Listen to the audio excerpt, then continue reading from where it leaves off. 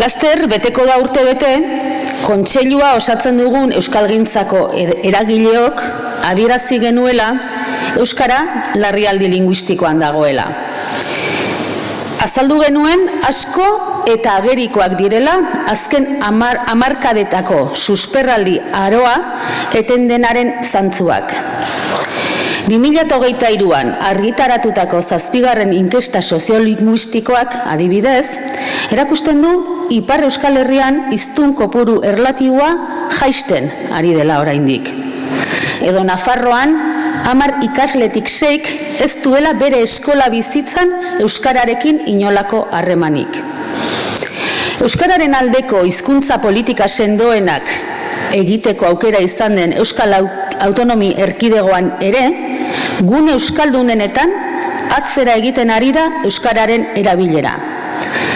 Eta autonomi erkidegokoa ez ezik, Euskal Herri osoko joera da gero eta gutxiago direla euskaraz erdaretan baino errazago egiten duten hiztunak. Zifretara etorrita, hiztunen 17,5 baino ez dira egunerokoan euskara erdarak baino gehiago erabiltzen dutenak. Eta ikerketek erakutsi digute, euskara erabiltzeko posibilitate murritza dela askotan, erabilera handitzeko muga nagusietakoa. Zoritxarrez, larrialdian gaudela esateko arrazoiak areagotu egin zaizkigu urtebete honetan. Joan den uztailean aurkeztu zuen UEMak, Udalerri Euskaldunen mankomunitateak, SIADEKok bere enkarguz egindako proiekzio demolinguistikoa. Eta hizkuntza politiketan aldaketa handi bat gertatu ezean, beltza da panorama. Proiekzio horren arabera, 2026an, 11 urte barru, Euskal Herrian ez da arnasgune beterik geratuko. Hau da, euskararen erabilera 80%tik gorakoa den herririk. Eta arnasgune erasanak ere, erabilera 60-80ko izaten da arnasgune erasanetan, desagertze bidean egongo dira. Bestera batera esan da, biztanleen 0,2 besterik ez da biziko eremu horietan. Orokorrean, arnasguneetan hiztunen 7,2 bizi ziren 1981an.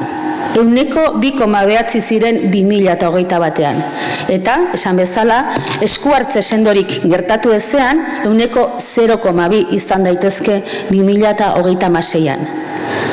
Horrela, proiekzioa betez gero, historian lehen aldiz, sozialki nagusi den ia lurralde eremurik gabe geldituko da euskara.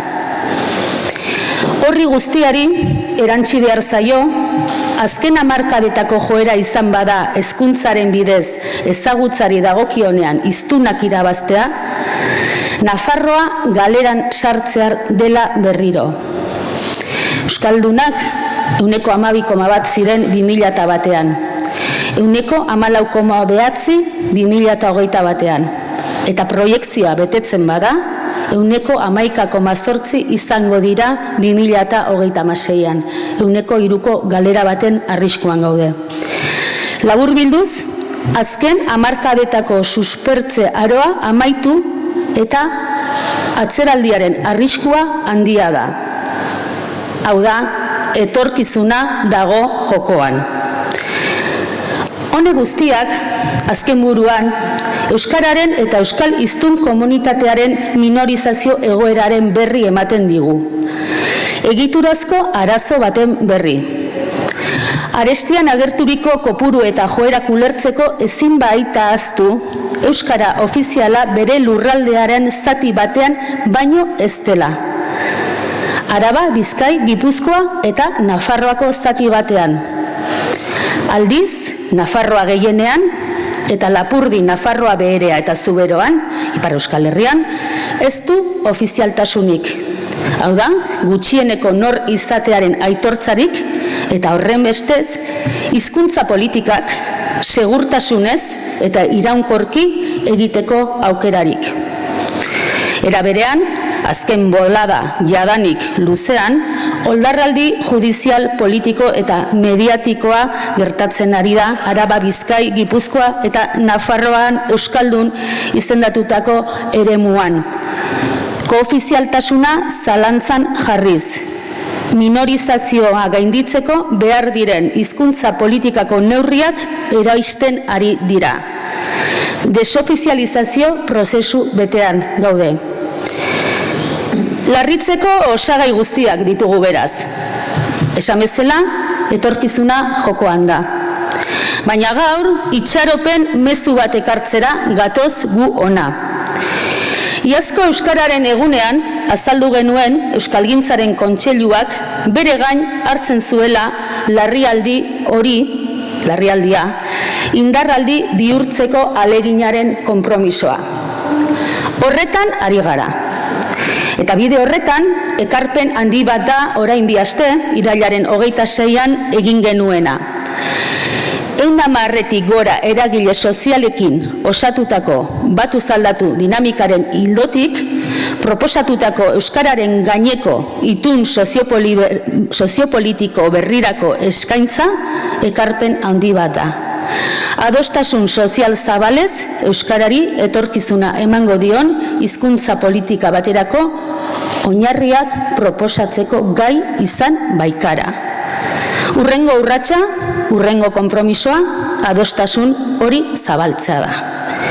Eta bide horretan, ezinbestekoa da, Euskara kinka larrian izan den beste momentu batzuetan bezala, berriro ere euskaltzaletasunaren giharra indartzea. Izan ere, Euskarak eta Euskal hiztun komunitateak izan ditu lehenago ere larrialdi gorriko uneak. Behin betiko itzaltzeko arrisku momentuak. Eta euskaltzaleen eskutik etorri da aldi bakoitzean pizkundea. Milaka euskaltzaleren bulkada erabaki eta ekimenetik. Eta batipat, milaka euskaltzale horiek une kritikoetan elkarrekin aritzeko eta egiteko izan duten gaitasunagatik. Argi dago, euskaltzaleon garaia da, biltzekoa, elkarrekin arnasa hartzekoa. Hain zuzen ere, gaur zabaldu nahi dugun itxaropen mezuaren parte da, orain egitera goazen gonbidapena. Herritar guztiei egiten diegun gonbidapena, euskaltzale guztiei egiten diegun gonbidapena. Datorren abenduaren 27an, Bilbao Arena, Miribillako kirolgunea, euskaltzaletasunaren bilgune handi bihurtzekoa. Etorkizuna jokoan den honetan, ezinbestekoa da guztiok dagokigun erantzunkizuna geure egitea. Euskararen normalizazio eta biziberritzearen aldeko indar berri bat sortzea.